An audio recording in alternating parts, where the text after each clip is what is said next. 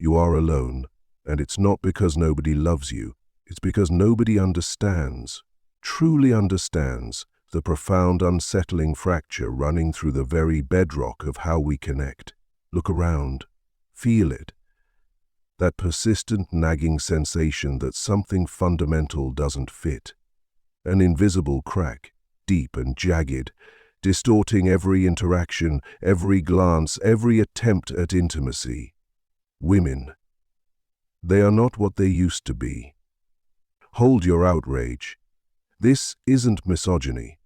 This is a seismic warning, etched in the depths of the human psyche nearly a century ago by Carl Gustav Jung, a warning we collectively buried beneath layers of progress, noise, and denial. There isn't much to choose from. You feel it in your bones, in the hollow echo after a conversation that skimmed surfaces but touched no depths, in the transactional dance of dating apps, the brittle tension in workplaces, the strained silences within families. Something is profoundly broken, a dissonance not just of words, but of souls. Jung, that unparalleled surgeon of the unconscious, didn't need TikTok algorithms or radical manifestos to diagnose our sickness. He wielded sharper tools: the soul, the animus, the perilous loss of meaning. He peered beneath the skin of societal shifts and saw the archetypal heart struggling to beat. And that, my friend, is the chilling X-ray of our present reality.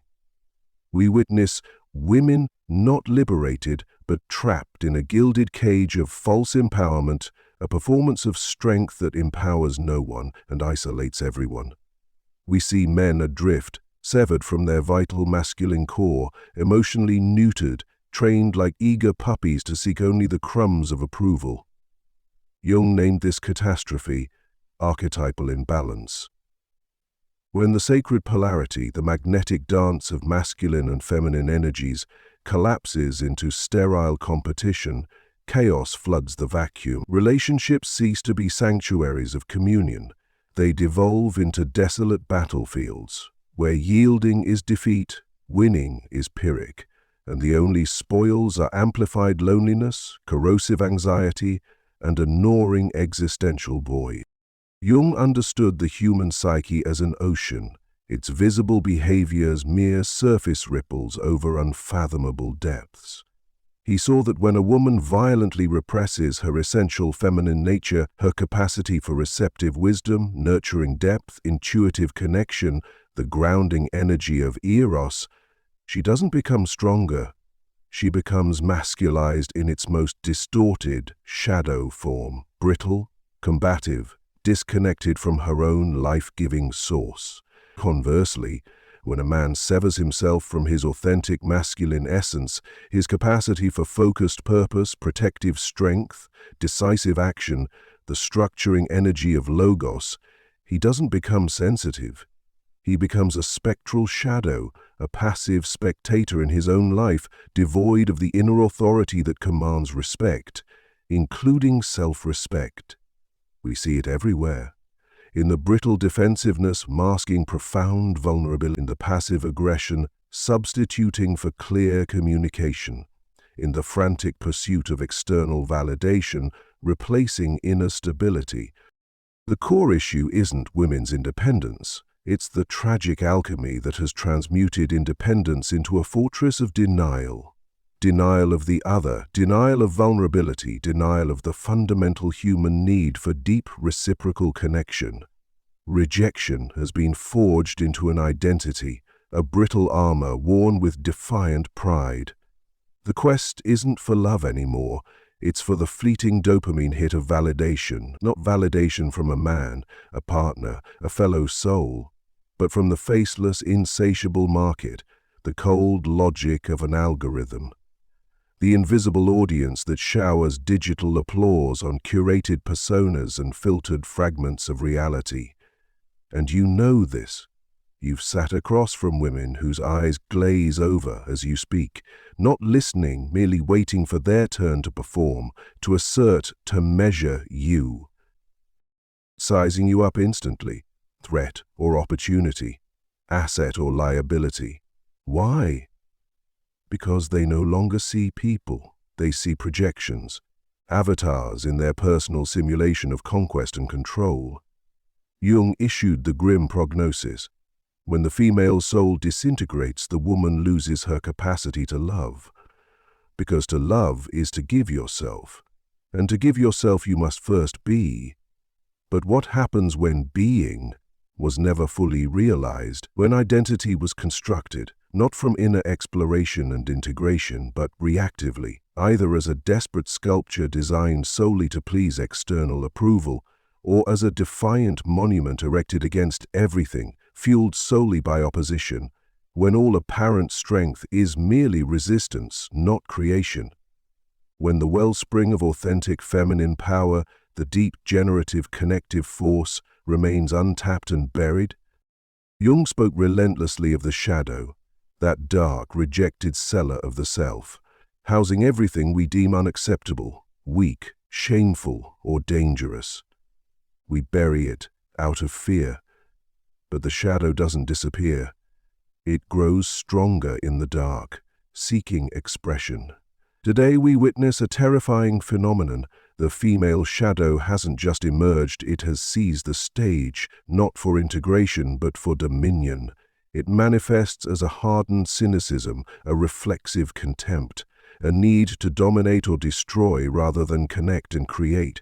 Broken women, yes, but instead of seeking wholeness through healing their wounds, the maternal wound, the childhood trauma, the unconscious rage towards the absent or failing father, they wield their brokenness as a weapon.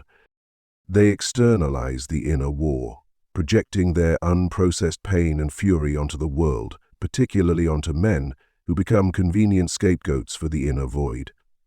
There isn't much to choose from. It's not a numbers game. It's a crisis of essence. How many women do you genuinely know who have plunged into their own depths, who have dared the deep work inscribed, confronting the maternal complex, unraveling childhood scars, acknowledging the unconscious currents of resentment or longing directed at the paternal archetype? Jung's law is ironclad. Until you make the unconscious conscious, it will direct your life, and you will call it fate. And that fate, playing out before our eyes, is one of broken connections, aborted intimacies, ships passing in the night, souls never truly meeting. Now the mirror turns, the hardest pill to swallow. You are complicit. You are part of this fractured landscape. You have bowed your head, you have learned to swallow your truths, silence your convictions, sand down your edges, all to avoid rocking the boat, to evade conflict, to not be labeled difficult or toxic. You have settled for the lukewarm bath of mediocre relationships, terrified of the profound aloneness that might await outside them. You have traded your authentic self for a mask that fits the prevailing narrative, sacrificing your inner compass for the hollow comfort of fitting in. Do you grasp the psychic cost? Jung would stare into your soul and declare, you have betrayed yourself, the immutable core of your being, and that core does not forgive. This betrayal isn't a minor infidelity. It's a fragmentation, a self-inflicted amputation. It cuts you off from your own vital energy, leaving you internally divided, a stranger to yourself. Your compliance feeds the very imbalance you lament. The modern woman in this pervasive archetypal distortion often doesn't seek connection, she seeks control. She desires power, yet possesses no authentic vision for its use beyond domination or defense. She claims to want a strong man, yet demands he kneel, a paradox that reveals the inner conflict, the unconscious fear of the very strength she professes to desire. She champions independence, yet often harbors unspoken expectations of provision and security rooted in outdated dependencies. She is a living, breathing contradiction. And you stand paralyzed in the crossfire, torn between primal desire and instinctive rejection, flickering admiration drowned by waves of frustration. How does it feel? Don't say it aloud. The words themselves might brand you, but Jung wouldn't stay silent. Jung would identify this not as a social hiccup, but as a full-blown spiritual crisis. We have lost the ancient language of the soul. We no longer speak in symbols, in myths, in the deep poetry that connects us to the collective unconscious and gives life meaning. Myth is dead, and without myth, Jung warned, there is no container for identity, no shared narrative to bind us. Bonds shatter before they can form because the other ceases to be a fellow traveler and becomes merely a mirror. And, if you don't know who stares back from your own depths, the reflection you see in another terrifies you. It reflects your own fragmentation, your own unintegrated shadow, your own profound lack of self-acknowledge. The terror of true encounter is too great. You are alone, not unloved, unseen. Something deep is broken in how we connect. Carl Jung saw it a century ago, a collapse of sacred polarity between masculine and feminine. We buried his warning under noise and progress. Now, relationships feel transactional, brittle, void of soul. Women, often not liberated but trapped in a parody of empowerment, wear strength as armor, not truth. Men, neutered by conditioning, abandon their essence to avoid rejection. Both genders suffer the archetypal imbalance. Jung understood the soul. When women reject the feminine, receptivity, intuition, they don't gain strength but brittle dominance. When men reject the masculine, purpose, clarity, they lose inner authority. The result? Shallow connections, passive aggression, chronic anxiety. We don't connect, we perform. The shadow rules. Repressed wounds act out as control, cynicism, domination. Women wounded and unseen lash out, not from cruelty but from fear. Men comply, seeking approval instead of truth. Love becomes neurosis. But this isn't about blame. It's about awakening. You are complicit.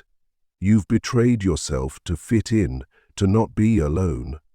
Jung warns, until you make the unconscious conscious, it will direct your life and you will call it fate. We live in a spiritually bankrupt culture, where identity is curated, not cultivated. True healing begins within. Integration, not war. You cannot fix others, only refuse to be pulled into their chaos.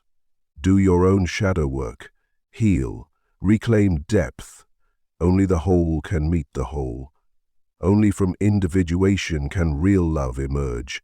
Jung said, "Who looks outside, dreams. Who looks inside, awakens." The feminine must return to its depth. The masculine must reclaim rooted strength. From truth, not trauma. From integration, not opposition. There isn't much to choose from, but you can